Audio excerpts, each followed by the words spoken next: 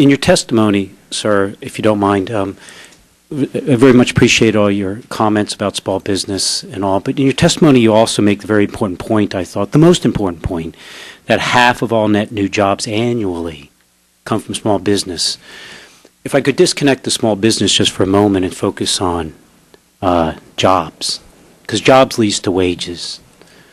What is your comment about the, if you don't mind, just using your expertise, that the study by AEI, conservative, and Brookings, liberal, came together, and despite all the nice prose that's been presented, that for the very first time, the intergenerational promise has not been achieved in America.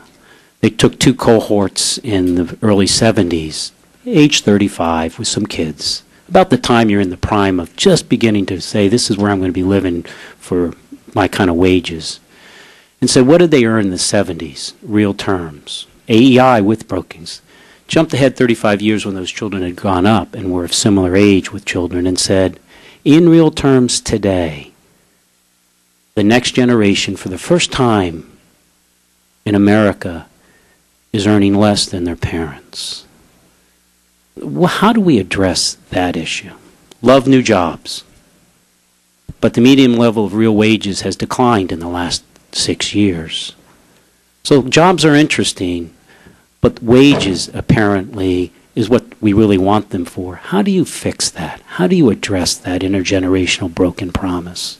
Well, I'm not going to comment on the studies themselves. There always are very complicated issues in measuring issues, but there clearly is an issue in terms of what is happening to the median job holder, and in particular, when you have growth in the economy, actually how does it get spread throughout the economy? And this is an issue, for example, about the whole question about income inequality and what that means for the society.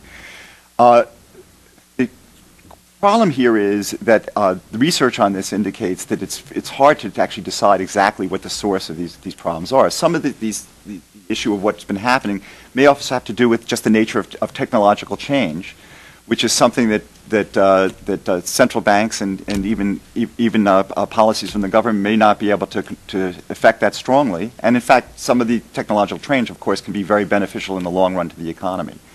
So the problem here is that it's not obvious what the simple solution to this issue is. But it is an issue.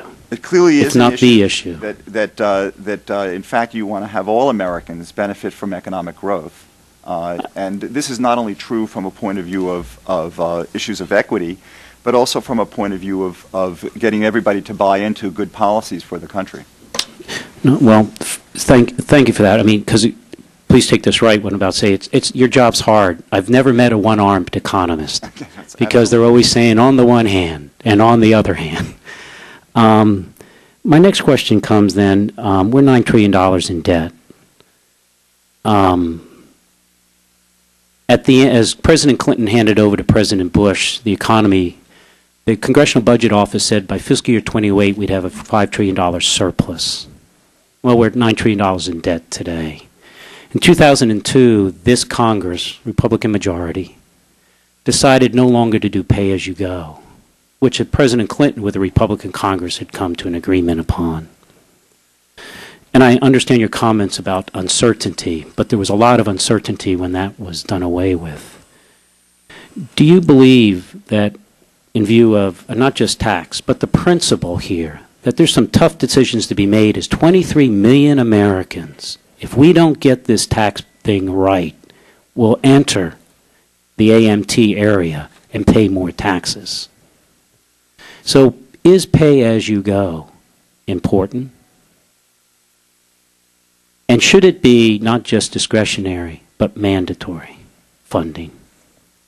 Again, because you talked about the principles of certainty, so I think this is kind of in your principles of area. That clearly, having long-run fiscal sustainability is very important to the country.